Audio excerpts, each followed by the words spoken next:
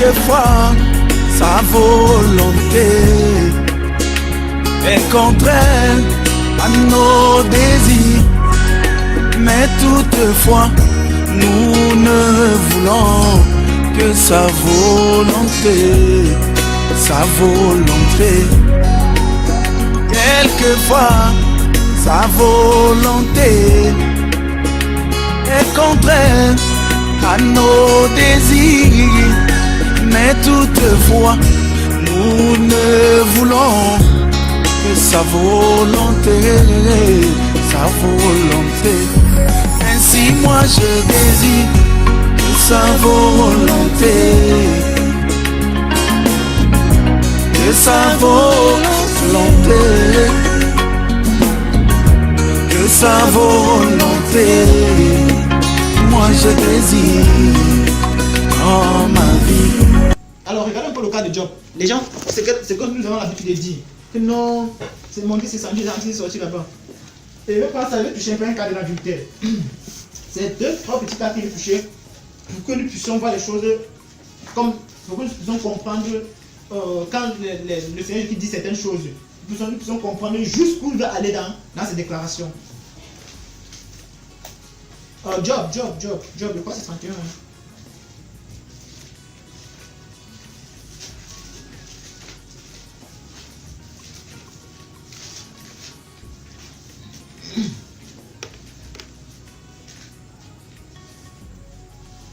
On va lire verset, chapitre 61. Oui, tu vas lire doucement, quelqu'un dit doucement à partir du verset 1. Job chapitre 61, verset 1. J'avais fait un pacte avec mes yeux. Écoutez un peu. Il avait fait quoi? Un pacte avec ses yeux. Il avait fait quoi? Il avait fait un pacte avec ses yeux. C'est quoi le pacte? Un engagement. Vous avez vu où j'ai mis ici le contrat d'achat du terrain? Vous avez vu ça quelque part? Parce qu'on se sert du sceau. Et que désormais, il a donné de l'argent pour ça, et que désormais le terrain lui appartient. Vous avez vu ça dans la Bible? Ok, continue, c'est bon. J'avais fait un pacte avec mes yeux. Et je n'aurais pas arrêté mes regards sur une vierge. Arrêtons. Levons la tête, le frère. Le pacte qu'il a fait avec ses yeux, c'est pourquoi? Ah bon? Ça veut dire quoi arrêter ses regards sur une vierge? Ça veut dire vouloir. Ouais, intéressant, n'est-ce pas? Donnons le raisonnement, oui. Convoitise. Donc, il n'y a que les vierges qu'on convoitise, qu'on combatte. Convoitise les yeux. Ah, il n'y a que les vierges que tu peux combattre. Dans ce qui n'est pas vierge, tu ne combattes pas. Parce que, ok, supposons qu'il a arrêté ses regards sur des vierges, n'est-ce pas? Mais dans ceux qui ne sont pas vierges là, il peut faire ce qu'il veut. Pas vrai? En tout cas, lis le verset qui suit. Vous voyez jusqu'à que nous sommes trop loin derrière. Il dit trop loin derrière dans le strict minimum d'approche de la volonté, de la compréhension des choses de Dieu, n'est-ce pas? Et c'est ça qu'il faut. Il faut qu'on revienne. Un peu. Et quand c'est là, bam bam, personne ne peut nous résister. Vous le dire au nom de Jésus de Nazareth. En fait, regardez une femme qui a un travail d'accouchement. C'est pénible, n'est-ce pas? Mais quand l'enfant est là, vous voyez la joie qu'elle a. Touche enfant, elle va te dire que ça fait pour ça combien de mois? D'autres vont te dire 12 mois. D'autres 15 mois. D'autres vont dire même 2 ans dans mon ventre. Plus c'est resté, plus elle a la rage de défendre son enfant. Donc plus vous persévérez dans le travail, plus vous êtes en joie lorsque vous avez la compréhension de certaines choses. C'est comme ça. Or, il vous le dit toujours que les choses qu'il prêche ici là, il vous le dit, sincèrement devant le Seigneur, personne ne les a enseignées. Les choses que mes maîtres m'ont enseignées, c'était la persévérance. Je ne me suis jamais enseigné mes maîtres comme ça, on dit que la Bible le lit. Jamais. C'était la persévérance. C'est les choses qu'ils m'ont enseigné. Ça a tout gagné. Et vous expliquez ça un peu, comment on va travailler. Ça prend combien de temps? Avec tout ce qu'il y a pu endurer. Les murmures, les injures, les ceci, les cela.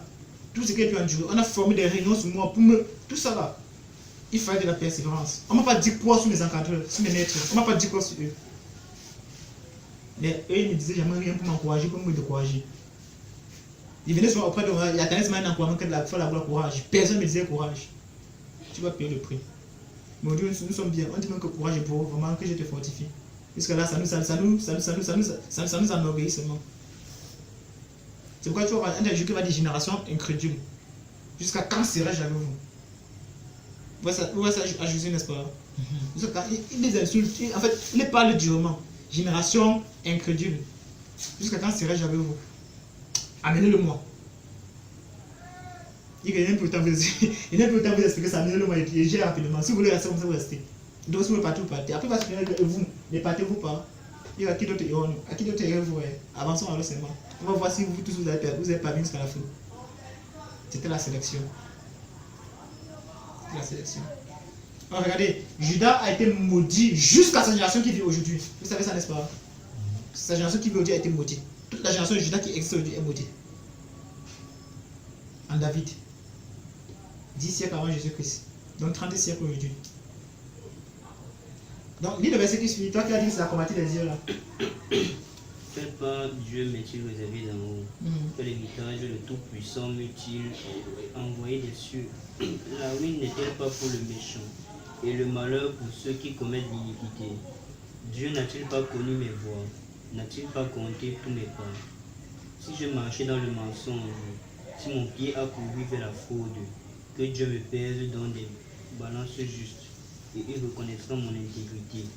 Si mon pas s'est détourné du droit chemin, si mon cœur a suivi mes yeux, si quelque souillure s'est attachée à mes mains, que je sème et qu'un autre moissonne, et que mes rejetons soient déracinés. Si mon cœur a été séduit par une femme. Arrête. Vous savez qu'il y a une différence entre la vierge et la femme, non? Vous savez ça, n'est-ce pas? L'apôtre Paul explique dans 1 Corinthiens 7. La femme, c'est qui est mariée. La vierge, c'est qui est libre. Vous voyez ça, n'est-ce pas? Donc voilà la femme là-bas, il dit que son cœur a été séduit par une femme. Il a pu dire la vierge. Il a fait la différence. C'est ça. On appelle ça combattre de quoi maintenant? Les pieds, les oreilles. Donc revenons à notre verset 1. Ça veut donc dire quoi? Quelle part? Il dit, j'avais fait un pacte avec mes yeux et je n'aurais pas arrêté mes regards sur une vierge. Ça veut dire quoi, mes frères? Arrêter ses regards sur une vierge. Supposons si 15 filles viennent ici, là, vous allez savoir qui est vierge et qui n'est pas vierge. Vous allez savoir ça, bon? Non. Donc, lisons un peu la Bible. C'est ma simple lecture. Parce qu'il dit, la vierge là, mon frère. Donc, il va aller donner son organe, il va lui mettre en côté, il va c'est la vierge. C'est ça, n'est-ce pas? Qui regarde, il dit qu'il connaît que c'est la vierge. Alors, vous connaissez ce qui fait une vierge, c'est lui-même. Il fait comment pour savoir que c'est vierge quand elle n'est pas vierge? Il va chercher tous les amis de la fille, toutes ses fréquentations depuis qu'elle est née pour voir si elle n'a jamais connu un homme ou pas. Oui. Vous l'avez, c'est ça qui dit, c'est ça qui n'est pas marié. On sait que c'est ça qui n'est pas marié. Mais c'est parce qu'une fille n'est pas mariée qu'elle est vierge. Bon, tu connais une fille qui est mariée qui n'est pas vierge. Tu connais une fille qui n'est pas mariée, qui est vierge. Attends, tu connais une fille qui n'est pas mariée, mais qui n'est pas vierge, non? Oui. N'est-ce pas? Donc, ça veut dire donc, la vierge n'est pas mariée, nous sommes d'accord, n'est-ce pas? Mais est-ce que donc, c'est toutes les filles qui sont pas mariées qui sont vierges? En tout cas, vous convenez, à vous qu'une fille connaît un homme est marié avec l'homme, non? N'est-ce pas? Elle est mariée avec l'homme. Voilà. Supposons maintenant qu'elle n'est pas encore connue d'homme, d'accord? Comment il fait pour savoir qu'elle est vierge? C'est ça le problème. Il n'aurait pas arrêté ses yeux sur une vierge. Alors, remarquez, les hommes maintenant, ça arrive, non? Et regardez, chaque fois, il va poser des conditions, n'est-ce pas? À chaque fois, il va poser des conditions. Et remarquez maintenant, tant que la condition n'est pas respectée, c'est un prophète qui parle, faites attention. Il dit que voilà ce qui doit arriver. Si telle condition n'est pas respectée, c'est un prophète qui parle, souvenez-vous. Voilà ce qui doit arriver. Donc, il parle en lui de ce qui va arriver dans le futur pour ceux qui marcheront dans cette voie-ci. C'est pourquoi il met la condition si et si. Alors, lisons maintenant verset 4, oui. Verset 5. Si j'ai marché dans le mensonge, première chose, d'accord? Si mon pied a couru vers la fraude. Conséquence. Que Dieu me pèse dans des balances justes. Arrêtons, nous avons vu l'Apocalypse chapitre 6 et verset 5. Hein? Oui. Quel ange est relâché pour faire ça? L'ange qui tient une balance. L'ange a quelle couleur? La couleur noire. Le cheval. Le mensonge, c'est un qui vit dans l'été. Souvenez-vous de Jean chapitre 3, il dit qu'ils n'ont pas aimé la vérité parce qu'ils ont préféré les ténèbres plutôt qu'à quoi? À la vérité. Parce que les œuvres étaient mauvais. Vous savez, vous ne savez pas? La lumière vive les siens, ils n'ont pas voulu la lumière, ils ont préféré les ténèbres plutôt qu'à la lumière parce que les œuvres étaient mauvaises. Vous ne savez pas? Voilà ces gens-là. Ils ont marché dans le mensonge et quoi? Dans la fraude. Donc il y a un ange qui est sorti pour les mesurer, afin de les frapper avec quoi? On a lu ça là-bas, mes frères. L'ange là, c'est un ange qui a la balance à la main. Il va les mesurer, on est qu'il fait point de mal à quoi? À lui et eux. Il est envoyé pour les faire du mal. Alors vous savez que le blé, généralement on mélange le blé avec quoi? Pour pétrir. Et quoi? Le levain. Le levain c'est synonyme de quoi? Péché. C'est pourquoi on dit que ne fait pas du mal à l'huile et au vin. Pourquoi? L'huile c'est le symbole de quoi? Le vin. Ah. Avançons. Laisse ça. Ne fais pas comme tu vas réfléchir maintenant. Comment tu vas donner, ça ne va pas ça. L'huile c'est le symbole de quoi? Le vin c'est le symbole de quoi? Pourquoi c'est au Dieu là qu'on n'a pas fait du mal? Vous savez très bien que l'huile c'est le symbole du Saint-Est. Le vin c'est le symbole de quoi? On a changé le avant. Vous êtes très bon, n'est-ce pas? Il vient ici ça. Donc, vous voyez que regardez ce qu'il dit dans 1 Thessaloniciens chapitre 4, c'est que Dieu veut, c'est votre sanctificat, c'est que chacun tient son corps dans la sainteté, dans la pureté, que personne ne quoi? De fraude avec son projet dans les arts, car Dieu t'y vend de toutes ces choses. Donc il y a un ange qui est dédié pour ça. Et l'ange il a porté quoi? Un cheval, monte un cheval noir, n'est-ce pas? C'est-à-dire qu'en réalité, tout ce qui vit dans le mensonge et dans la fraude sont dans les ténèbres. Et l'ange est destiné à leur faire du mal dans leur entreprise, dans tout ce qu'ils feront. Tout simplement. Pas le sang versé, mais le mal. Il dit que Dieu me pèse dans la balance des justes. Dans la condition pour que Dieu lui pèse la balance des justes, il faut en fait, s'il marche dans le mensonge et dans la fraude, il doit payer la balance des justes. Et s'il paye la balance des justes, il va sortir étant quoi? Coupable.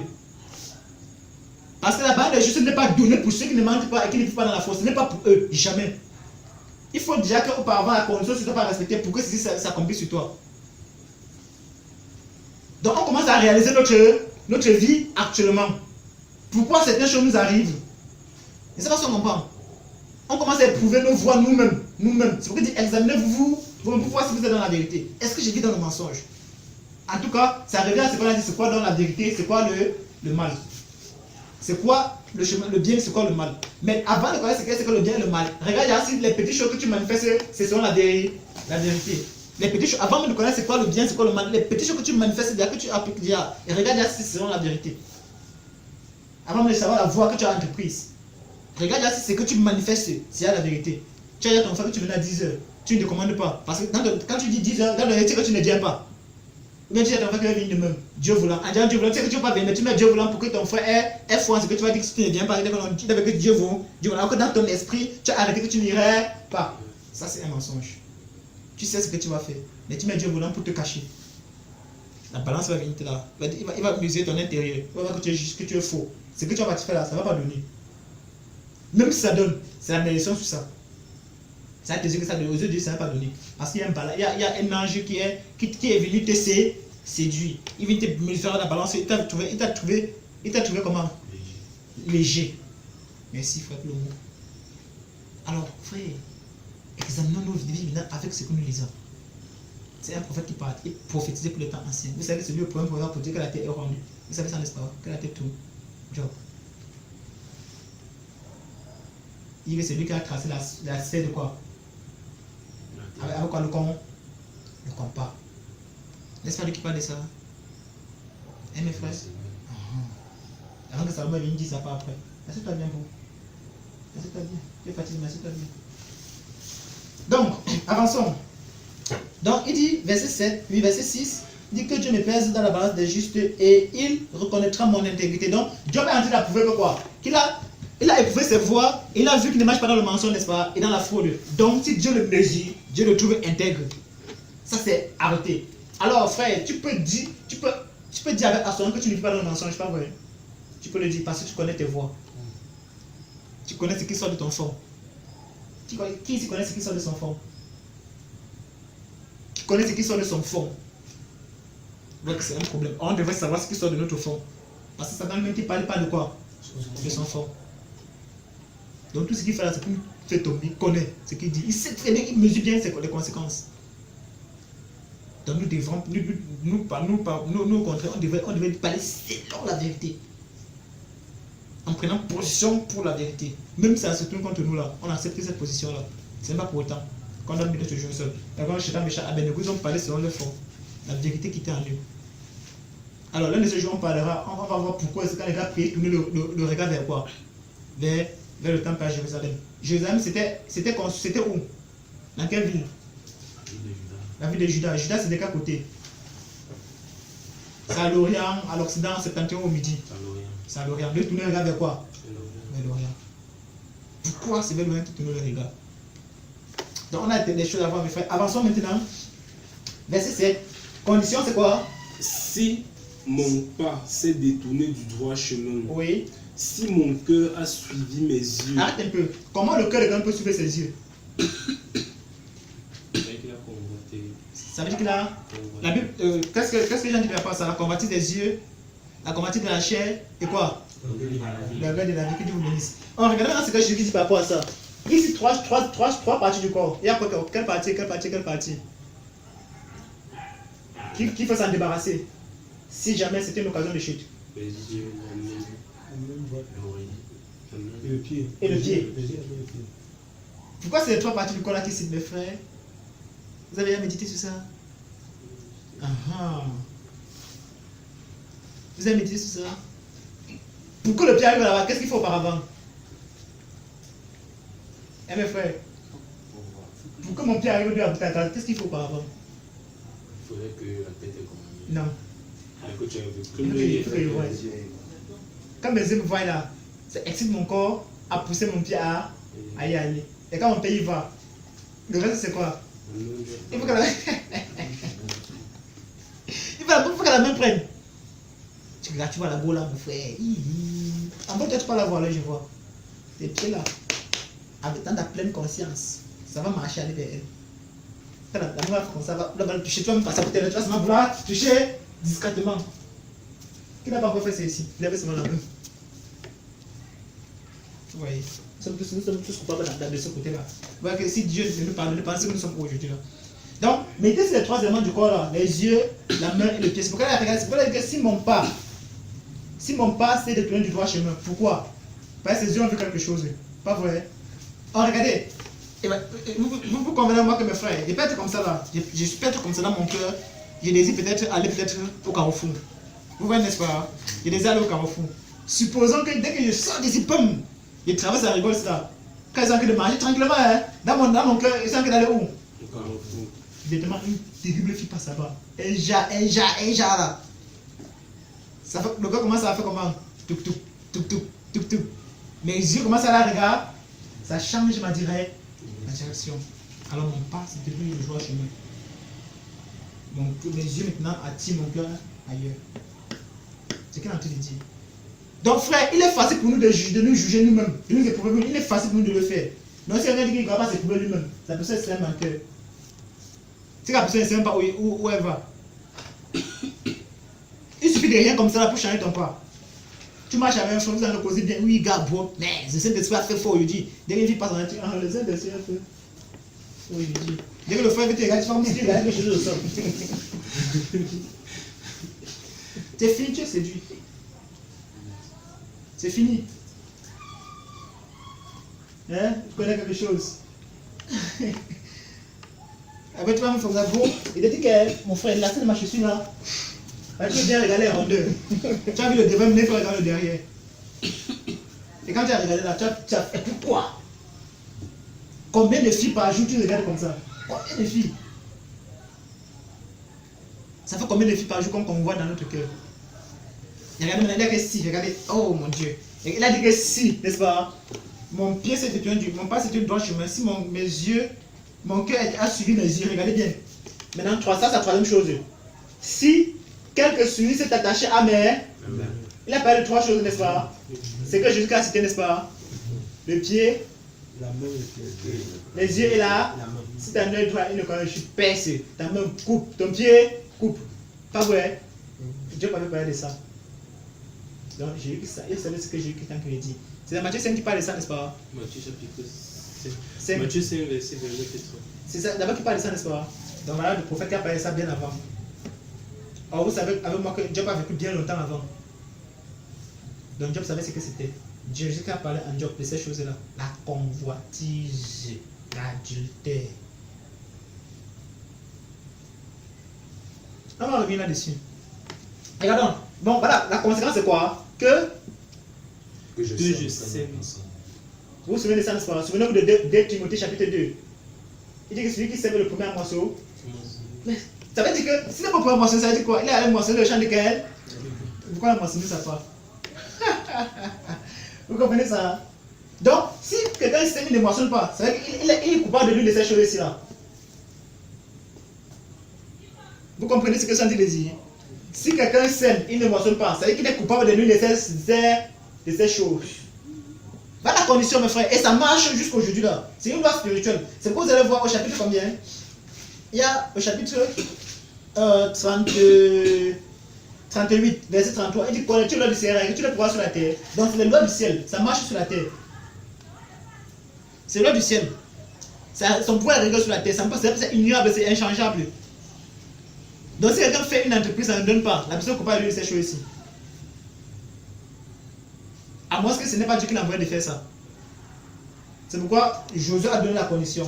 Que ce livre de la loi ne s'éloigne point de quoi? On lève la bouche. Dites-moi mes frères, on lève la bouche. Donc c'est comme une nourriture. Hagar. Médite le jour et nuit pour agir fidèlement conformément à tout ce qui a été. C'est alors que tu auras du succès dans tes entreprises. C'est alors que tu réussiras. Parce qu'à partir de ce moment-là, tu es en train de faire ce pour t'aider. C'est des listes. À cause de la parole qui est à l'intérieur, ça te pousse à faire ces délices. Maintenant, l'entreprise que tu montes, c'est le Saint-Esprit c'est la parole qui t'a poussé à le faire. Il te donnera ce que ton cœur désire. Ton cœur est renouvelé. Ton cœur n'est pas le genre de cœur qui se tourne vers, qui suit le penchant de ses yeux. Non.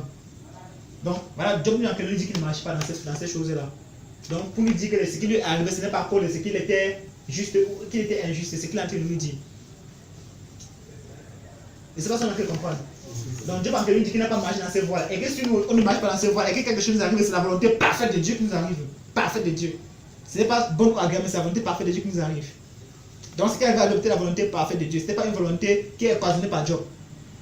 Parce que la volonté bonne et agréable de Dieu dépend de nous aussi. Les deux volontés, mais la parfaite ne dépend pas de nous.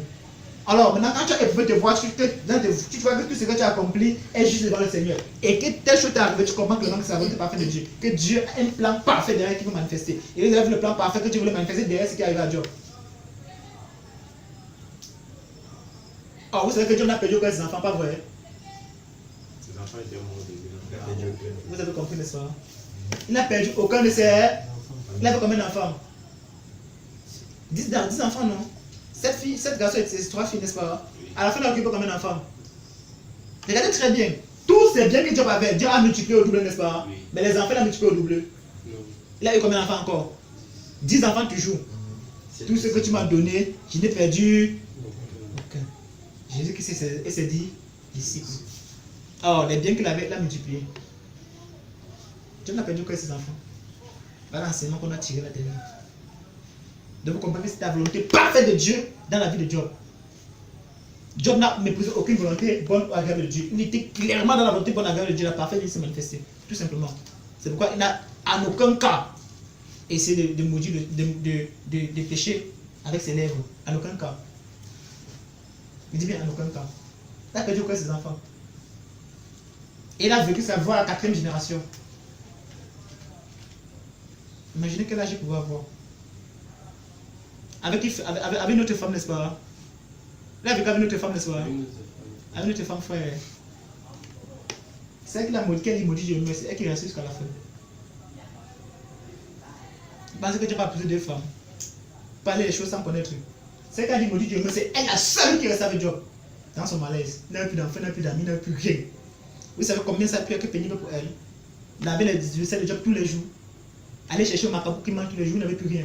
Ses amis se moquaient de lui. Vous savez comment ça peut être pénible pour sa femme? Vous savez combien c'est. Il y a se mettre au-dedans que la femme de Dieu était une prostituée. Vous savez combien ça peut être pénible pour Job, pour sa femme, de vivre avec son mari dans cette condition-là? Comprenez qu'il y avait un moment donné, elle a pris la pression. Elle a fait la pression. Vous savez combien c'est dur? Oh, nous sommes obligés de. En tout cas, même pour manger là-bas, pour nous, ça c'est facile. C'est facile, frère. Tu prends une femme, tu mets devant toi maintenant là. Et comme le peu que tu as manger là, tu n'as même plus. Tu penses qu'elle va te regarder tous les jours parce que vous priez.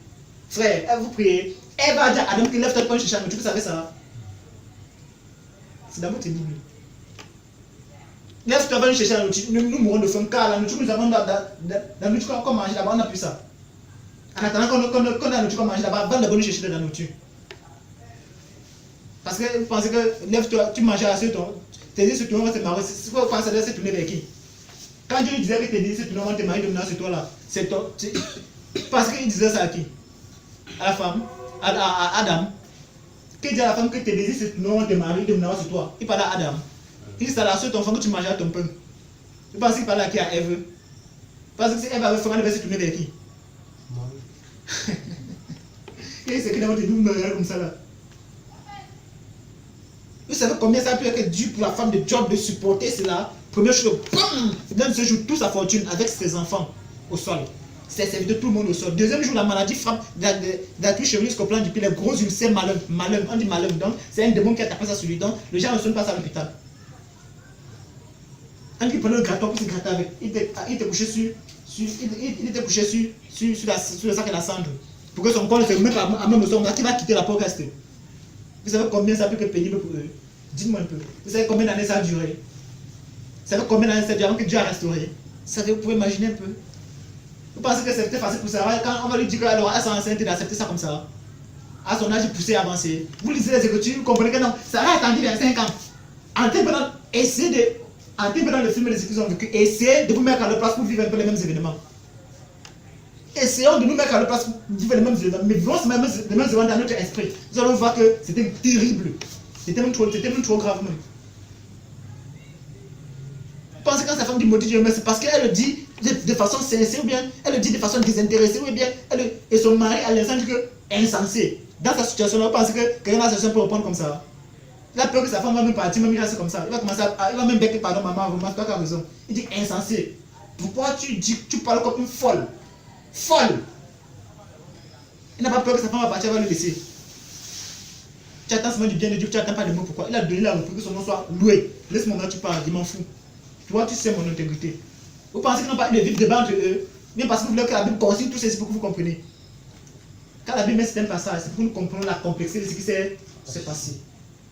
Alors, si nous sommes des gens spirituels, on peut vivre ça dans notre esprit. On peut vivre ça dans notre esprit. Les événements qui sont vécus. Donc, parce que quand tu as eu 10 autres enfants, ça avait une autre femme. Sa femme, elle a abandonné, elle est partie. Christ et l'Église. Toutes les souffrances que le Seigneur a dû porter, c'est pour qui? Afin que nos enfants puissent aussi s'attacher.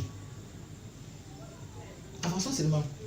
Donc, la condition pour que tes entreprises ne donnent pas, il faut auparavant que tu aies méprisé les lois, que tu te trouves dans les lois qui sont données. Dans ce qui c'est en haut là. Quel verset? Verset 9. Verset 9. Oui. Si mon cœur a été séduit par une femme, oui. si j'ai fait le guet à la porte de mon prochain, Oui, que ma femme tourne la meule. Attendez, il parle de quelle femme? C'est quel chapitre 3, verset 25, que maudit Dieu et meurt. Chapitre 3, que maudit Dieu et meurt. C'est elle qui parlait. C'est elle qui n'en fait pas. Nous sommes au chapitre 31 là. Vous savez combien de événements se sont déroulés, n'est-ce pas? Vous savez combien de semaines sont passées, ses amis sont venus, combien de temps ils ont fait ensemble.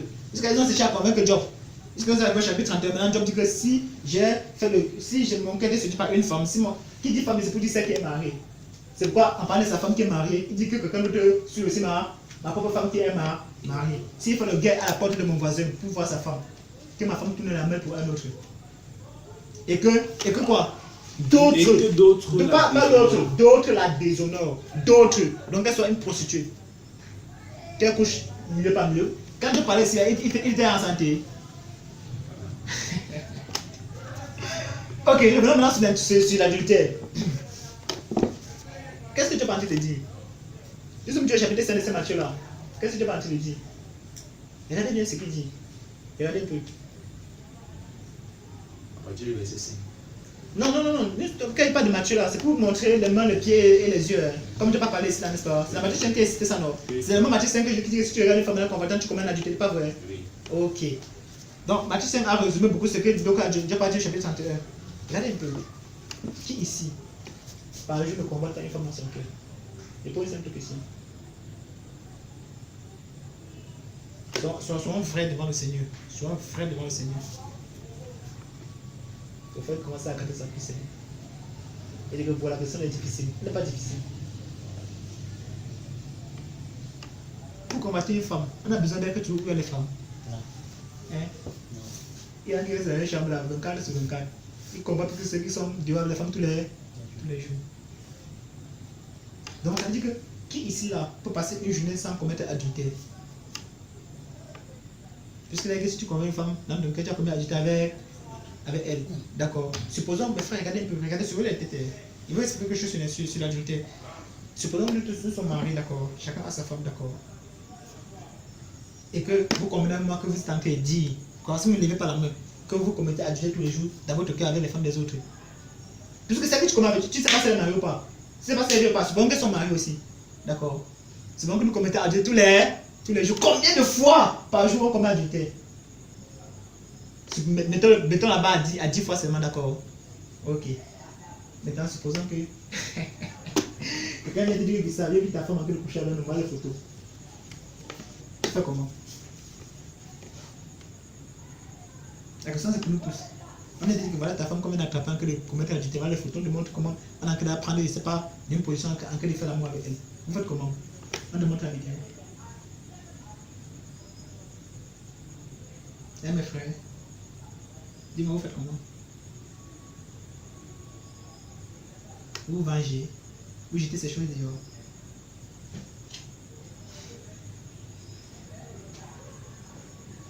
C'est pourquoi Jésus dit que, regarde, voilà ce que Job dit.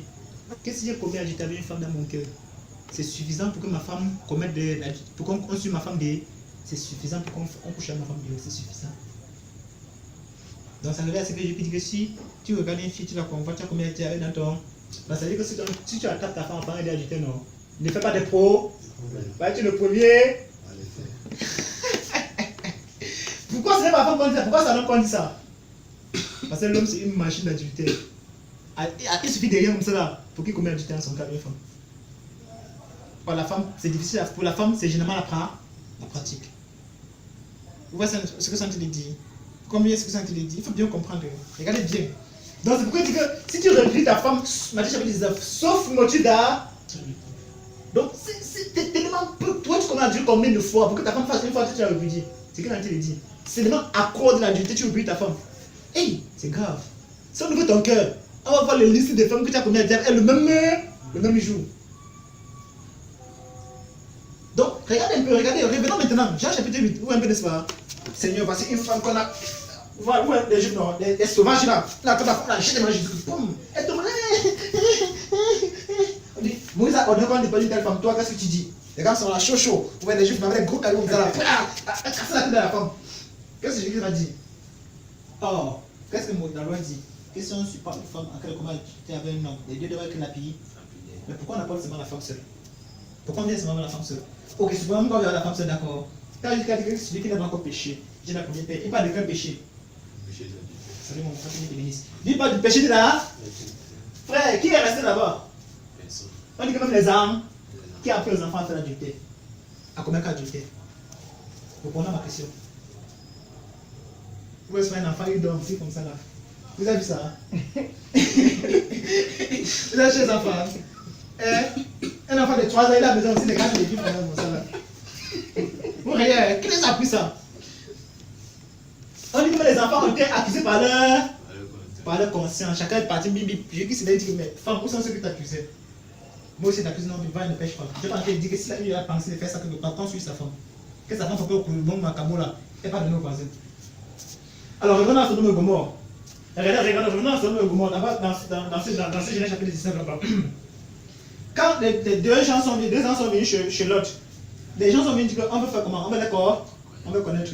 La Bible dit quoi? Que les gens fourraient tout le monde qui était là-bas jusqu'aux âmes. Les âmes venaient faire quoi? Il va aussi connaître les deux hommes. Il venait sodomiser. Qui les a appris ça? Pour rien. Qui les a appris ça? Vous avez lu Jérémie chapitre 7, n'est-ce pas? Vous dites que les hommes les enfants amassent du bois, les hommes font du feu, et les femmes pétissent des gâteaux pour faire des libation à la reine, c'est pour faire des parfums, n'est-ce pas? Qui a appris aux enfants à faire cela? Parents, instruire les enfants sur les voies du Seigneur, qui vont gagner ça de tout le les enfants, tout le monde commet, tous les hommes commettent quoi? Tous les hommes commettent adultère. C'est pourquoi tu vas voir, il va dire que j'ai été me sur la terre, il n'y a pas un seul qui fait quoi? Le bien, même pas un seul qui fasse bien. Donc vous comprenez qu'en réalité, l'adultère c'est la moindre chose qui peut pousser un homme à faire comment? C'est la plus petite chose qui peut pousser un homme à réfugier qui? Parce que les hommes eux-mêmes sont les adultères, race d'adultère. Donc c'est même pas une chose avant qui peut me mettre une impression que ma femme, c'est fini, le mal est fini, c'est même pas t'inquiéter. Si c'est même que Seigneur, je pardonne aussi. Moi aussi je pardonne. Parce que si je vois mon cœur là pour voir un homme qui est comme adultère là, non. Si ma femme voit ça, elle ne va pas pardonner. Donc comment elle a fait ça, qu'il pardonne, il prie seulement que ça n'arrive plus. C'est pourquoi il dit que personne ne divise ce que Dieu a fait comment? Donc malheur au pasteur qui vient disparaître, c'est pas le coup parce qu'une femme a commis adultère, l'homme a commis adultère, l'homme a arrêté la femme en plein faisant d'adultère. La Bible que Moïse dit, la loi dit qu'on devait lapider les deux. Mais pourquoi on lapide seulement la femme? Vous savez que l'homme a attention à ce qu'il voit, n'est-ce pas? La femme c'est qu'elle entend. Donc pourquoi la femme commet adultère, c'est difficile. C'est comme le monde de Dieu devient comme si qu'il est là, que les femmes, tu vois, les femmes se masturbent. Frère, Oui. pourquoi dans le Seigneur dit que un homme peut donc répudier sa femme, c'est comme l'adultère? Non, c'est ça que je suis en train d'expliquer. Sauf, me tu l'as dit, c'est que c'est parce que le mot sauf là que je suis en train d'expliquer. Rapport au mot sauf pas parce que, mais à cause de l'adultère. Donc il dit là-bas que l'adultère c'est la moindre chose qui peut pousser un homme à répudier sa femme. L'adultère. C'est la plus petite chose qui peut pousser un homme à répudier sa femme. La plus petite chose, la chose la plus simple. Tu vois un peu ce que ça dit, n'est-ce pas? Donc c'est le plus petit péché même qui peut pousser un homme à répudier sa femme, l'adultère. En réalité, alors que si elle se rase, ça se coupe le cheveu. Tu vois, c'est ça qui peut pousser un homme à répudier sa femme. Parce que ça devient une honte pour l'homme, pour la femme d'avoir les cheveux coupés, c'est une honte. Et tout ce qui est une honte pour Dieu est une abomination. Or, l'adultère n'est pas une honte.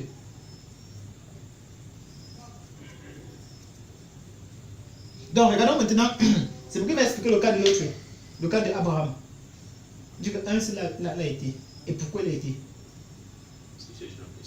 Pourquoi sa femme n'a pas réfugié? Mais pourquoi sa femme ne s'est pas fâchée? C'est sa femme qui l'a mis dans. C'est elle qui l'a poussé à l'adultère. C'est ça, n'est-ce pas? Et pourquoi il a accepté? Alors que Dieu lui avait dit auparavant que les ça se viendra à ta postérité. Pourquoi Dieu a accepté? Pourquoi Dieu l'a permis? Alors, si vous voulez, Abraham c'est un prophète. Donc c'est des choses comme ça que vous devez mettre maintenant sur une table de réflexion, commencer à regarder la direction, c'est la volonté, c'est pas à ramener ça sur vous maintenant. Maintenant quand vous mettez pour dire des choses, vous dites des choses avec autorité, certitude. Vous ne faites pas comme ce que les gens font dehors. Donc il dit que si mes yeux ont été séduits par une femme, vous faites comment alors pour que les femmes ne vous séduisent pas? On fait comment pour que les femmes ne vous séduisent pas? En tout cas, même si maintenant il n'y a plus de femmes dans le monde du Nord, jusqu'à ce que les femmes vont nous séduire. Pas vrai? Pourquoi? Ça se passe dans le cœur. Ça se passe dans le cœur. Toutes les femmes que vous avez dans le monde là, c'est RCI, l'image est restée ici là. Il veut que tu penses à celle-là que tu as vu en route un jour comme ça, la Catherine bien façonnée là derrière comme ça. Tu vas se dire que la fille là, elle avait vu une fille un jour, mon frère. Ça fait même ça sur 10 ans, même sur 15 ans. Oh, comment faire donc pour que ça quitte? Est-ce qu'on a le pouvoir de faire ça quitter? Voilà, c'est ici donc l'origine du mal. C'est ça qui est attaché à nous. Et ça qui garde toutes ces mauvaises choses à nous pour pouvoir nous accuser de nous. Maintenant, on dit qu'il y a une autre puissance qui est au-delà de cette puissance-là, qui peut nous délivrer de ça. C'est pourquoi nous devons être dans les bonnes dispositions, pour que quand ça vient là, ça nous trouve dans le bon angle. Et que ça nous guérisse aussi.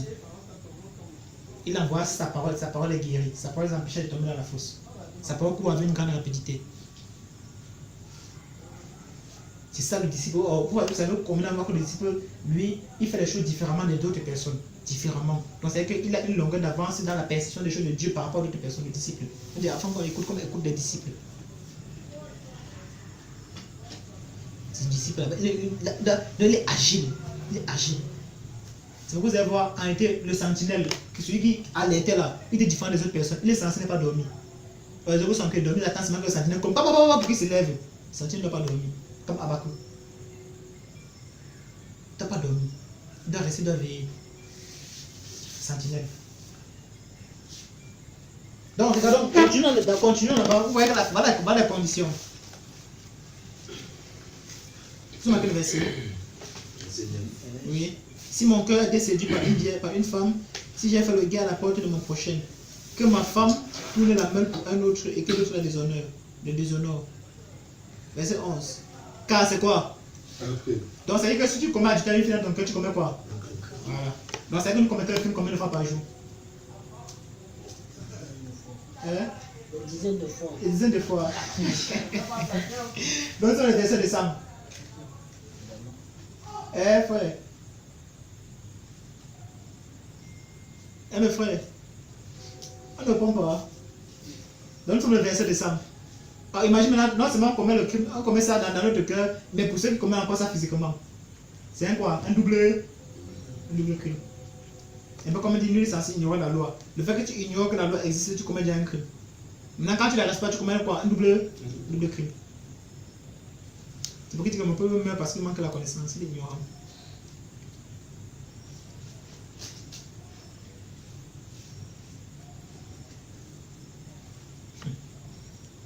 Maintenant, les qui doivent punir le crime là?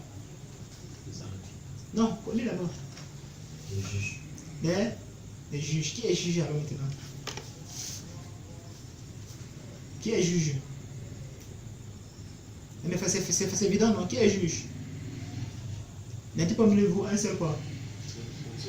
Un seul juge qui peut juger entre eux. Maintenant, qu'est-ce qu'il dit après? Ça ne veut pas que les saints juges. Non, c'est pas ça. Oh, l'homme spirituel au contraire. Un juge de tout. Donc, qui doit être juge au milieu de nous? Les saints. Un homme spi. Non, pas les saints. Un homme spi.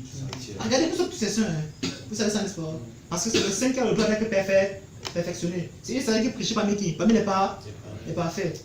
Vous voyez ça, n'est-ce pas? 1 Corinthiens chapitre 3, n'est-ce pas? Il dit c'est une seule qui prêche parmi les parfaits. Mais parmi les parfaits, il y a quelqu'un qui est au-dessus des parfaits qui doit juger. Donc nous sommes tous ces saints. Vous voyez, pour le perfectionnement des saints. Mais donc, le ministère, on te donnait pour le perfectionnement des saints, on te donnait du ministère. Nous sommes tous ces saints auparavant, d'accord? Mais maintenant, pour atteindre une certaine perfection, il faut être. En fait, il faut passer par les étapes. Maintenant, il y a les gens qui ont déjà atteint ça au milieu de nous. C'est ce qu'on appelle quoi? Les hommes spirituels. C'est pourquoi Paul dit que vous avez donné le lait et non la nourriture quoi? Solide. Vous ne pouvez pas la porter maintenant. Or, il dit que l'homme spirituel porte un jeu de tout. Il n'est lui-même jugé par personne. Donc, s'il y a un homme spirituel au milieu de nous ici, là, il peut porter un jugement sur tout ce qui se passe au milieu de nous. Mais vous ne pouvez pas le juger. Vous n'avez pas autorité, vous n'avez pas qualité à le juger. C'est que vous ne me voyez pas. Et c'est pas ça comment ce que les gens te disent. Ce n'est pas qu'il s'en orgueilleux.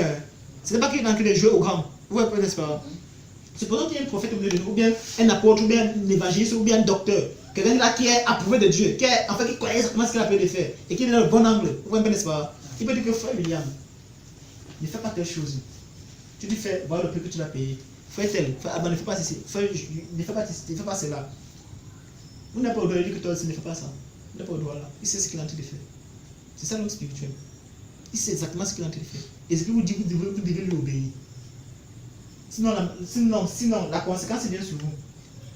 Ce n'est pas qu'il maudit, c'est qu'il voit un peu plus loin que nous. Vous ne connaissez pas. Donc il nous avait dit de les avertissements. C'est ça l'homme spirituel. Au contraire, juge de tout. Il n'est même jugé par personne. C'est pourquoi il dit qui a connu le profondeur de Dieu, pourquoi? Pour être son conseiller. Vous ne connaissez pas? Qui a connu le profondeur? Qui a donné à Dieu? Qui a connu le profondeur pour être son conseiller? Personne n'était son conseiller. Bien qu'il a donné le profondeur pour en redemander de lui. On va dire que l'esprit sonde même le profondeur de qui? De Dieu. Parce que c'est selon l'esprit c'est selon l'esprit de Dieu qui juge en faveur des saints.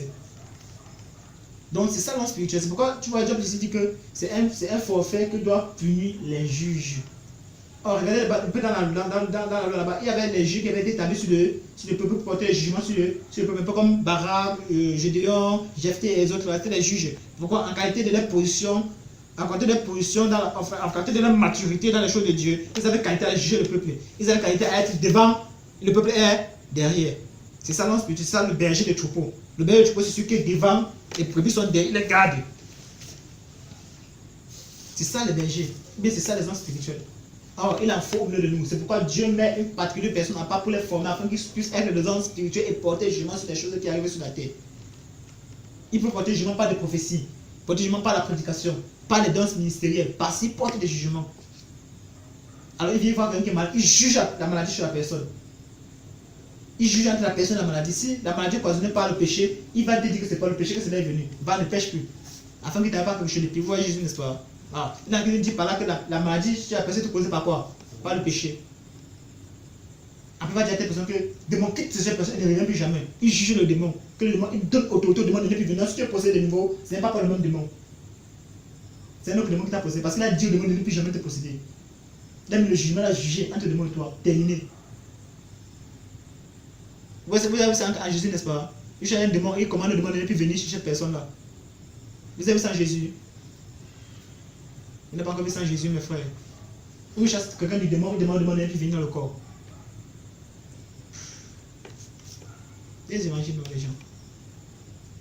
Ok, vous avez ici dans la Bible.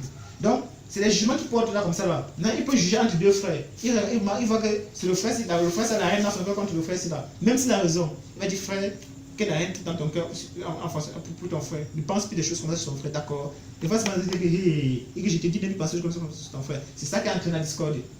Si tu n'as pas une telle pensée, la discorde ne serait pas venue. Donc, il ne juge pas sur celui qui a raison, il juge sur ce qui a causé le problème. C'est un peu comme Salomon, c'était un juste juge. Il dit ok, apportez-moi l'enfant, vous divisez en deux, il n'y a pas de problème. Certainement, ça va faire mal au-delà de celle qui a vêtement l'enfant. Ça va sentir dans ses enfants que non, bête, on laisse l'enfant vivre. Ça va comprendre par là qu'une mère passe de contre son enfant. Bête, elle laisse l'enfant avec l'étranger.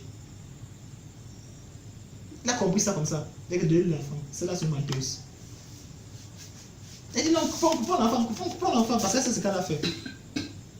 On va voir ça. Elle me le sandal, elle attache bien, comme on va voir ça. Deux prostituées. Dieu te passe, non, laissez l'enfant là tranquille. Ça on va comprendre, c'est que Dieu a donné que c'est ce qu'il a raison. Or, il a prononcé combien de sentences comme ça? La Bible, plus de 1300 sentences. 1100 sentences. 1000 sentences, plus de 1000 sentences, ça m'a prononcé. Il a chanté combien de cantiques? Il a écrit combien de cantiques? Mais il faut attention. Vous savez, vous pensez que porter une sentence sur un problème, c'est facile. Il a porté plus de 1000 sentences dans toute sa vie. 1000. Imaginez de quelle sagesse il était rempli. On dit qu'Odi a plus que Salomon. Odi a plus que. Sa gloire a été passagère. Odi a plus que Salomon. Ils sont non où les Salomon? De plus que Salomon aujourd'hui.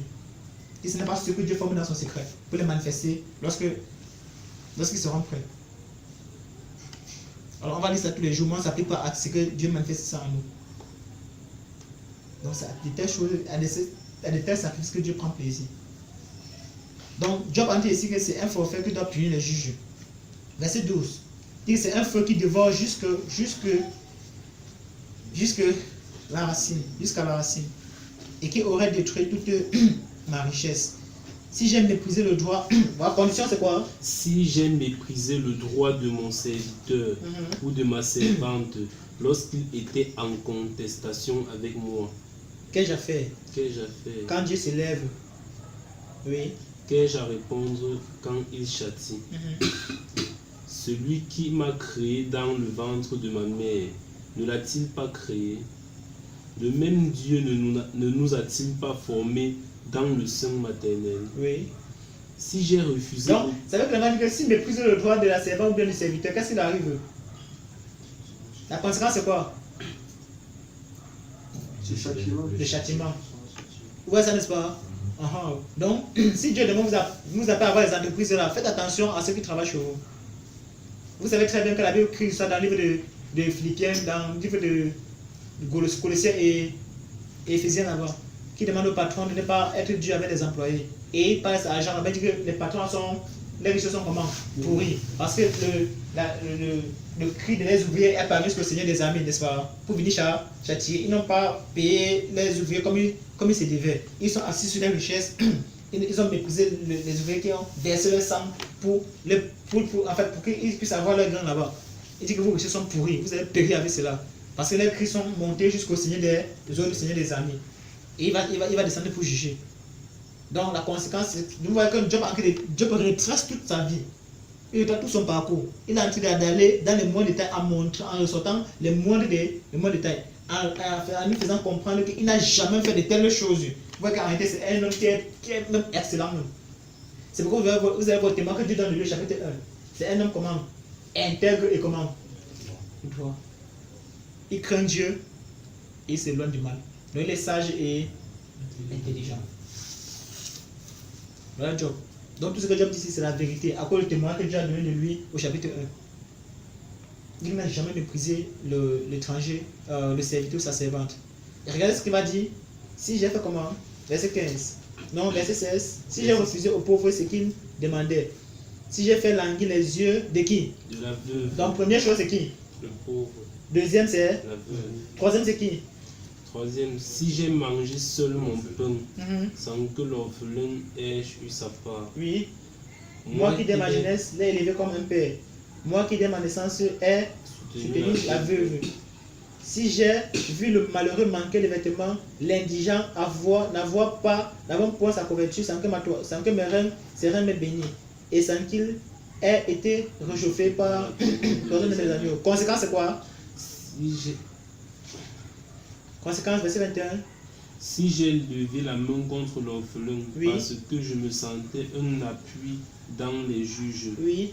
que mon épaule se détache de ma jointure, De sa jointure. que mon bras tombe et qu'il se brise. Vous pensez que c'est quoi là-bas, mes frères? Vous me lisez encore bien, on me dit. Vous voyez que l'autre là, c'est encore grave, non? C'est grave. Il y a 3 personnes qui ne font pas blague avec eux dehors. L'indigent, l'orphelin et la veuve. Sinon la mortalité vient sur toi.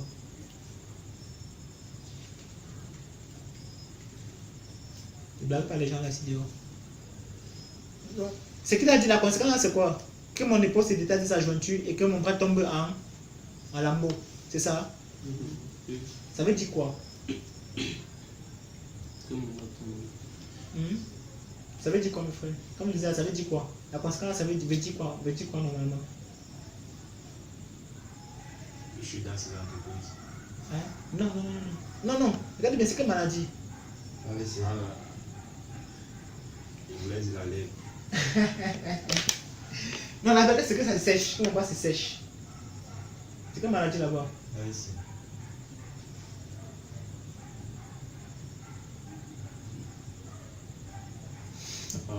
L'indigent, c'est Le pauvre. Enfin, c'est quelle maladie là-bas? Tout ce qui est lié à quoi? À la tarte serrée. C'est quoi? Vous savez que ça paralyse le corps, n'est-ce pas? Tout ce qui est lié au cerveau paralyse le corps, ça sectionne le nez.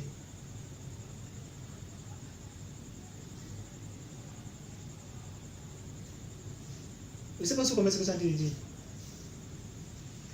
Dis-moi, comment tu vas marcher, comment tu vas tomber? Hein? C'est ce qu'on appelle AVC, non? Que vous appelez communément AVC. Ou bien tous les maladies cardiovasculaires. Tous les attaques cardiovasculaires. C'est grave. Je vais parler avec les gens là. Je vous le dis au nom de Jésus. C'est pourquoi il dit qu'il est le défenseur de quoi? Des veuves. Et le père des... S'il a dit ça. Donc l'orphelin, c'est celui qui n'a pas qui? Des pères, pas de mère. Elle veut voir un orphelin comme celui qui n'a pas de père. C'est pourquoi quand cette femme-là, qui a perdu son mari, on voulait prendre ses enfants pour faire quoi? Pour le faire esclave, pour qu'elle remette la dette de qui? Et qu'est-ce que la femme dit? Que son mari était quoi? Un Fils de prophète. Qui craignait qui? Craignait l'éternel. Ah, quand le prophète a entendu ça, il dit que madame, qu'est-ce que tu as chez toi? Qu'est-ce que tu as chez toi? C'est la chaîne pour la... Là, il faut qu'il doit défendre la veuve là. Il doit protéger les enfants là. Il devient le père à l'instant. Qu'est-ce que tu as chez toi, madame? Et qu'il regarde, il voit que le monsieur là a raison. Le monsieur à qui on doit, il a raison. Parce qu'il est un juste juge. Même s'il a un fait de trop, il a raison quand même. Il n'y a pas que le juge qui peut vendre pour remettre son argent. Il n'y a pas là. Vous voyez qu'en tout cas, elle va te prendre les bassines pour chez ses voisins. Qu'est-ce que tu as chez toi? Qu'est-ce que tu as chez toi? Il faut qu'il prophétise. il y a des choses qu'il y a en fond, non, c'est pour ça prophétiser. Vous ment pas, ne riez pas. Parce qu'il y a une sainte colère qui vous traverse à l'intérieur. Vous devez dire les choses. Vous devez dire les choses. Mais avant ça, pour dire les choses, non, il faut qu'auparavant que la parole de Dieu soit à l'intérieur. Sinon vous allez maudire. Vous allez gâter tout. Pour dire les choses, il faut que la parole de Dieu soit à l'intérieur. C'est cette parole qui ressort rapidement, pouf. Un peu comme l'apôtre Paul, quand il a senti lui, une sainte colère traversée, il a pris à l'aéroport, il a commencé à lui parler. Il attendait, c'est Timothée qui l'attendait. Il était agité à l'intérieur de lui à cause des idoles et tout ce que les pratiques que les gens faisaient. La Bible ne peut pas partir comme ça, jamais. Ça te brûle à l'intérieur que il faut que parle aux gens. Il faut se demander que il a commencé à ouvrir sa parole. Les gens ont cru, n'est-ce pas? C'est dans ça. Quand tu vous parler dans ce cas-là, les gens vont seulement t'écouter. En fait, si vous t'écouter, ils vont t'écouter. Madame, qu'est-ce que tu as chez toi? Va chercher chez les voisins. Dieu va seulement couler. Quand ça coule, la dame dit que monte-moi encore, elle dit qu'il n'y a plus. Donc, lui, là, c'est pas. Ok, c'est la vente, le reste là, l'autre là, non. Ça va te servir tout le reste de ta vie. Il ne faut pas les gens là. L'indigent. C'est vrai que quand l'indigent passe devant chez toi, ne laisse pas partir comme ça. Il faut le bénir, il faut que ses reins te bénissent. Ses reins te bénissent. Et pour que ses reins te bénissent, il faut que tu lui donnes. Il y a plus d'abondance à donner qu'à recevoir. Il faut donner à celui qui ne peut pas te donner demain. C'est ce qu'elle veut dire. Les gens disent c'est qui donne aux gens qui vont te donner demain. Mais toi, ne fais pas comme ça. Donne à celui qui tu sais que demain là, il ne peut pas te donner. L'indigent qui demeure chez toi. L'orphelin là, ou la veuve. Faites attention à les gens là. Sinon les maladies cardiovasculaires ça va venir sur vous. Donc commençons bien à bien régler nos pas dans tout ce qu'on a en train de faire. Nous sommes les disciples.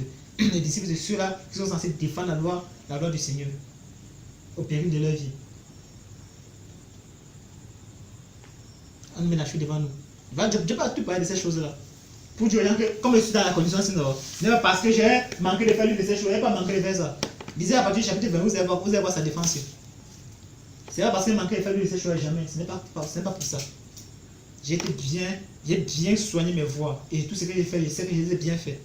Donc tout ce que vous avez dit à côté de moi là, c'est vous qui mentez. Moi je ne mens pas. Moi je dis la vérité. Donc tous les maladies qui sont liées à l'attaque cérébrale, c'est à cause de ça. C'est ça. Vous pensez que quel ange est là pour donner ça?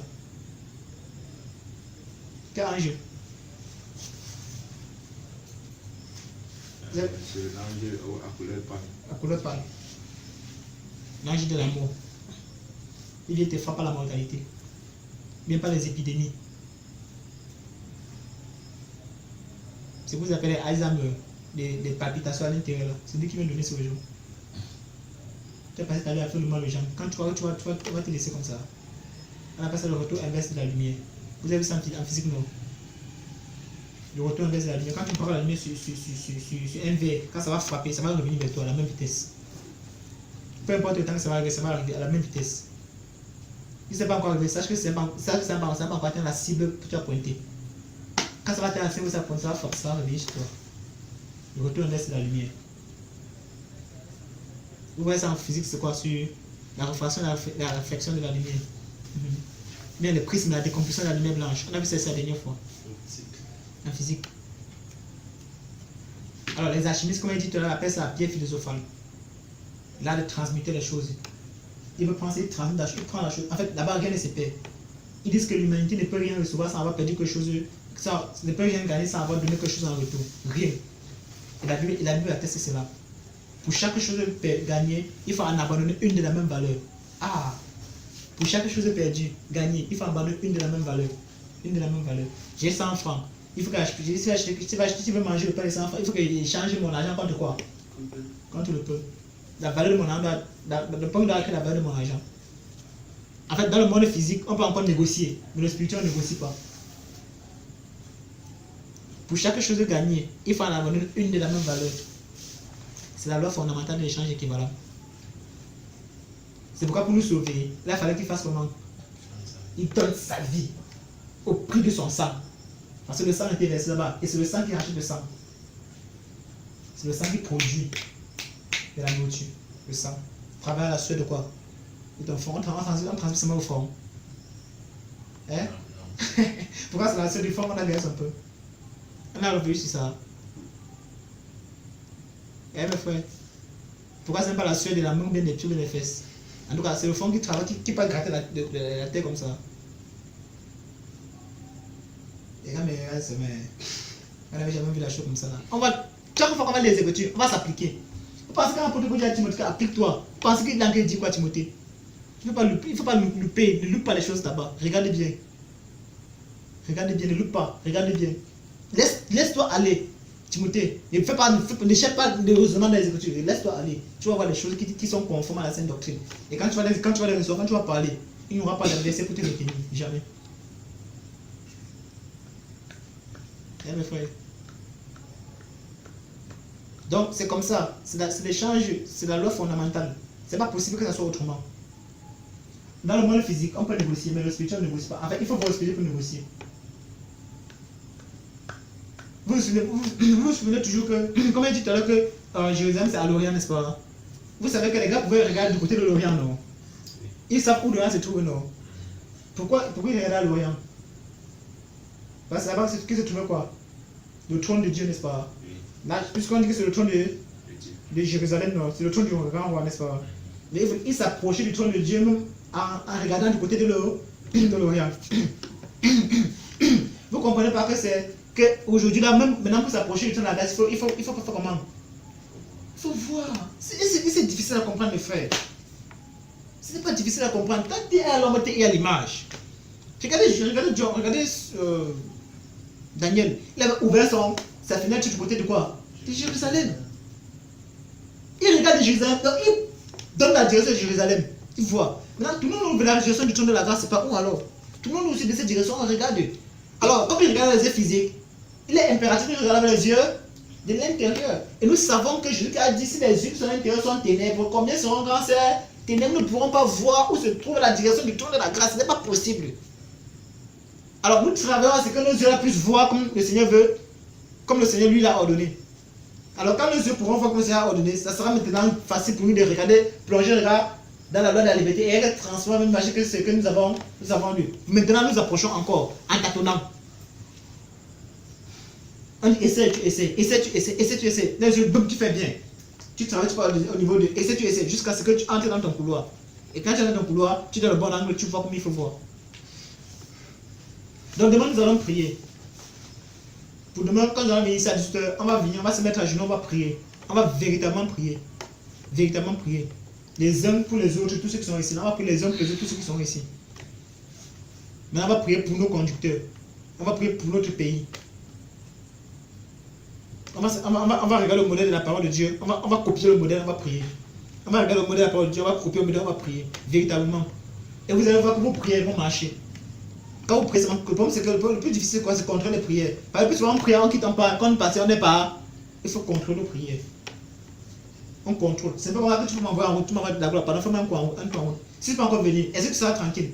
Non.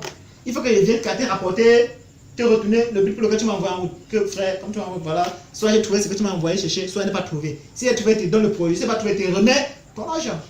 Là maintenant, tu es assuré parce que, allez, donc, ce qui t'inquiétait est, l'objet de ton inquiétude est quitté. C'est moi que tu attendais. S'il met du temps pour venir, qu'est-ce qui a bien pu arriver à la boule? Il a me laissé ses téléphones à la maison. Comment est-ce qu'il veut le joindre? Alors, ce que tu m'as envoyé faire, peut-être ça prend 30 minutes. Je suis à 2h, tu n'es pas venu. Tu commences à te poser des questions. Donc, c'est parce que nous ne suivons pas nos prières. C'est parce que quand ça s'accomplit, nous ne comprenons pas que ça s'accomplit. Quand ça s'accomplit, on ne comprend pas que ça s'est accompli. Il faut suivre nos prières dans le spirituel. Donc, ça veut dire qu'on va s'appliquer à voir. On va s'appliquer. Et ça fait maintenant comme ça, quand on a les visions, on a les visions maintenant, on peut comprendre facilement nos visions nous-mêmes. Ou bien, on peut avoir un angle de réflexion par rapport à quoi? Aux visions que nous avons eues. Un peu comme Pierre, il réfléchit sur la vision qu'il a obtenue. Là, le Saint-Esprit, souvenez-vous, il réfléchit sur la vision. Paul, le Saint-Esprit, mais qui dans la vision, il met ça sur table, il regarde ça ensemble. Après, ils vont conclure que Dieu nous appelle à Jérusalem. Dieu nous appelle à Macédoine. Ils concluent ensemble. Ils présentent la vision, les autres jugent.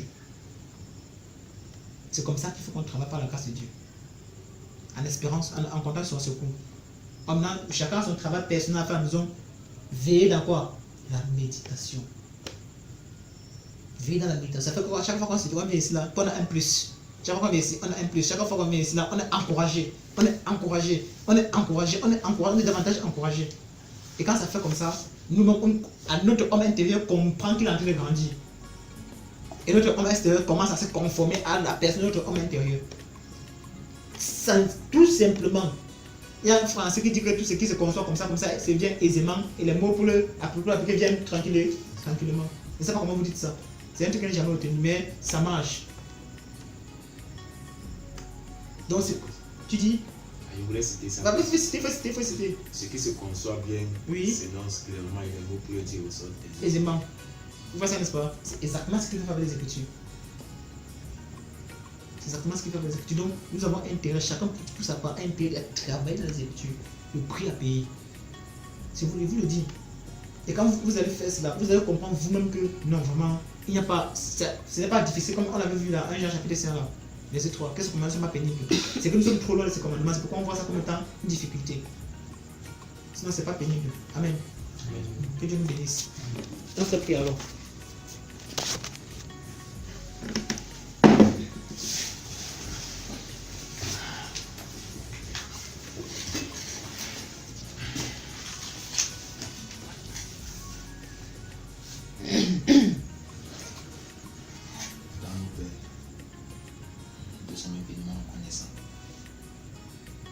Merci Seigneur pour cette soirée. Merci Père pour ma présence ici, pour la présence de mon frère. Merci Seigneur pour ce que tu nous as gardé tout au long de la journée. Merci Seigneur pour ce que tu as permis, oh Dieu.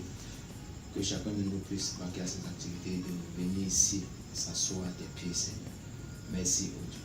Merci oh Dieu pour le message qui est sorti encore ce jour. Merci oh Dieu pour ce que tu donnes à chacun de nous, oh Dieu, selon la proportion que tu as aujourd'hui en ce soir. Merci, oh Dieu, pour la disposition des cœurs que tu donnes. Merci, oh Dieu, pour les cœurs que tu ouvres. Merci, Seigneur, Dieu, pour ce que tu nous donnes d'écouter comme il faut écouter. Merci, Seigneur, parce que tu permets, oh Dieu, que nos oreilles soient attentifs en compte de le tout de ta parole. Seigneur, viens disposer nos âmes davantage, viens disposer nos cœurs davantage. Viens, oh Seigneur, Jésus-Christ de Nazareth, mettre encore, Dieu, le sceau à tes instructions, Père.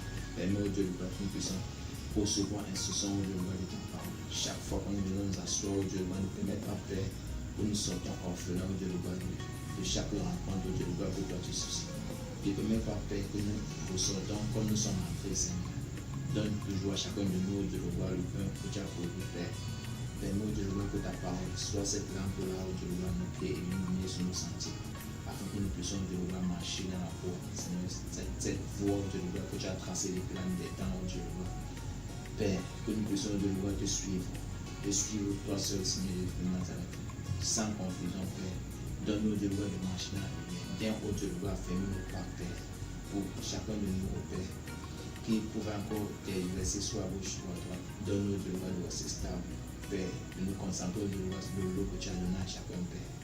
Viens au nom de Jésus-Christ de Nazareth, affermis nos pas dans ta parole, Seigneur Jésus, et nous permets à aucun mal de venir sur nous. Seigneur, viens au Dieu de loi nous fortifier, viens au Dieu de loi.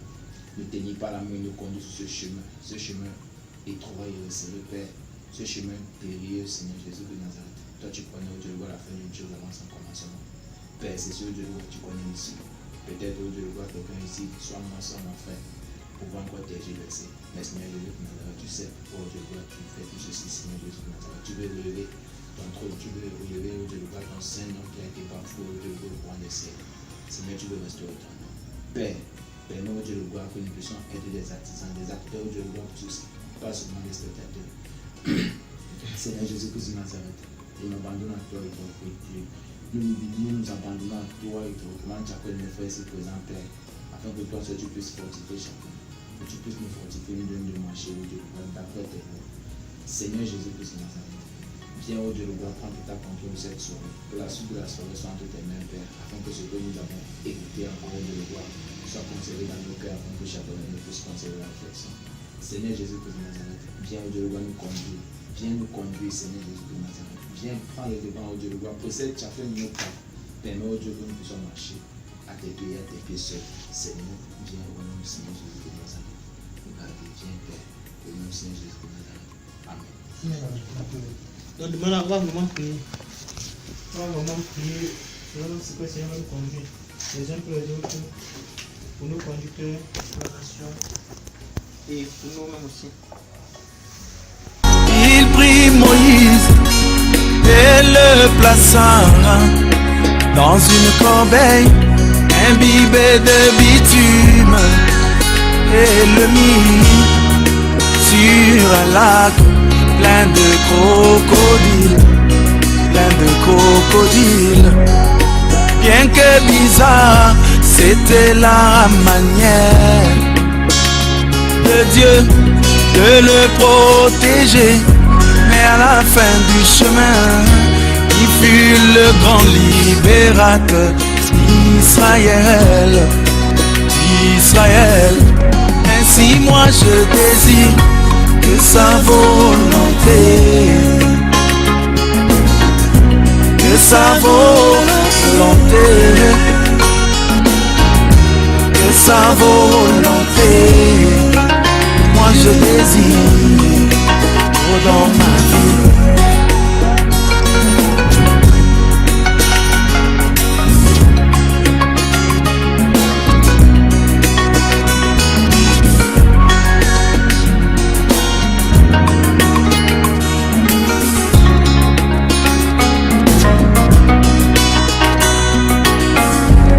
Le général Nama vint en Israël pour guérir de sa maladie. Élisée demanda qu'il aille se plonger dans les eaux du Jourdain, dans les eaux sales du Jourdain. Mais comme cela était contraire à son désir, il résista. Mais quand il appliqua, il découvrit la gloire du Seigneur, la gloire du Seigneur. Ainsi moi je désire que sa volonté, que sa volonté, que sa volonté, moi je désire dans ma vie.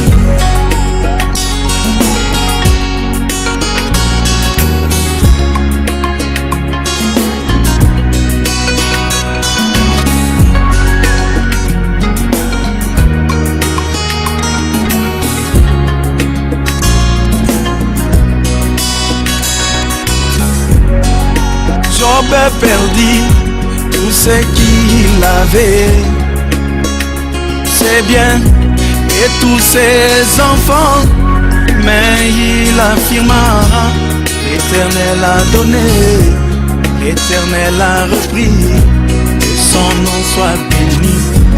Ainsi moi je désire que sa volonté, que sa volonté, que sa volonté, moi je désire dans ma vie.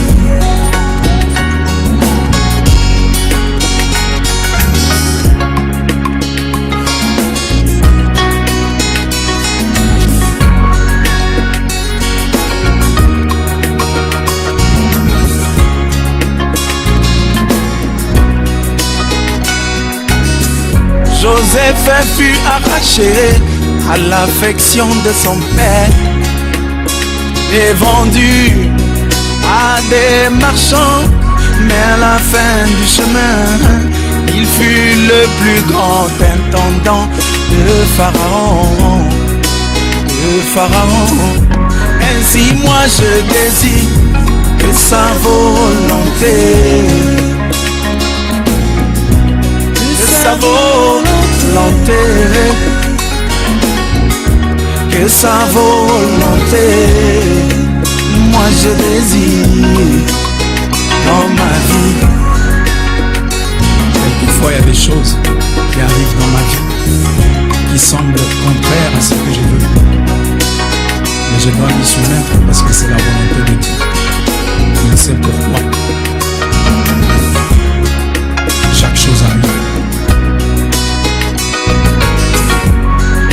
Même Jésus descendant le chemin de la rédemption, il voulut s'est dérobé de sa volonté, mais Dieu lui envoya un messager. Il descendit du ciel pour le fortifier, et il s'exclama: non pas ma volonté, mais sa volonté, sa volonté. Ainsi moi je désire que sa volonté, que sa volonté, que sa volonté, moi je désire dans ma vie, que sa volonté, que sa volonté, que sa volonté, moi je désire dans ma vie,